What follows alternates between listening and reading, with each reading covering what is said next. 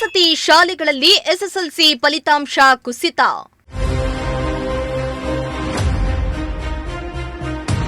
ಸೌಲಭ್ಯಗಳಿದ್ರೂ ಫಲಿತಾಂಶದಲ್ಲಿ ಕುಂಠಿತ ಯಾಕೆ?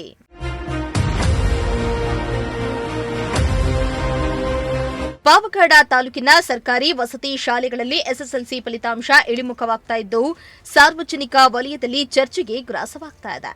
ಇನ್ನು ನಾಳೆಯಿಂದಲೇ ಎಸ್ಎಸ್ಎಲ್ಸಿ ಪರೀಕ್ಷೆಗಳು ಆರಂಭವಾಗ್ತಾ ಇರೋ ಹಿನ್ನೆಲೆ ಈ ಪ್ರಶ್ನೆ ಇನ್ನಷ್ಟು ಗಂಭೀರತೆಯನ್ನ ಪಡೆದುಕೊಂಡಿದೆ. ಪಾವಗಡ ತಾಲೂಕಿನಲ್ಲಿ ಸುಮಾರು 8 ವಸತಿ ಶಾಲೆಗಳು ಕಾರ್ಯನಿರ್ವಹಿಸ್ತಾ ಇದ್ದು ಇವುಗಳು ಕರ್ನಾಟಕ ವಸತಿ ಶಿಕ್ಷಣ ಸಂಸ್ಥೆಗಳ ಸಂಘದಡಿ ನಡೀತಾ ಇವೆ.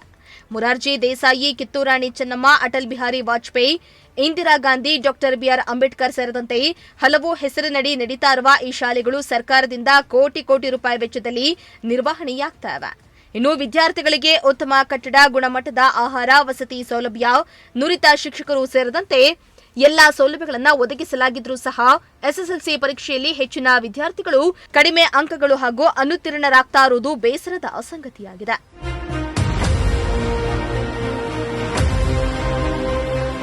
ಇನ್ನು ಕಳೆದ ವರ್ಷ 2024-25ನೇ ಸಾಲಿನ ಎಸ್ಎಸ್ಎಲ್ಸಿ ಪರೀಕ್ಷೆಯಲ್ಲಿ ಪಾವಗಡದ ಮೌಲಾನಾ ಆಜಾದ್ ಶಾಲೆಯಲ್ಲಿ 48 ವಿದ್ಯಾರ್ಥಿಗಳ ಪೈಕಿ 17 ಜನ ಮಾತ್ರ ವಿದ್ಯಾರ್ಥಿಗಳು ಪಾಸಾಗಿದ್ದರೆ, ಕಿತ್ತೂರಾಣಿ ಚೆನ್ನಮ್ಮ ಶಾಲೆಯಲ್ಲಿ 50 ವಿದ್ಯಾರ್ಥಿಗಳಲ್ಲಿ 43 ವಿದ್ಯಾರ್ಥಿಗಳು ಉತ್ತೀರ್ಣರಾಗಿದ್ದು, ಅಟಲ್ ಬಿಹಾರಿ ವಾಜಪೇಯಿ ಶಾಲೆಯಲ್ಲಿ 74 ವಿದ್ಯಾರ್ಥಿಗಳಲ್ಲಿ 61 ವಿದ್ಯಾರ್ಥಿಗಳು ಪಾಸಾಗಿದ್ದಾರೆ.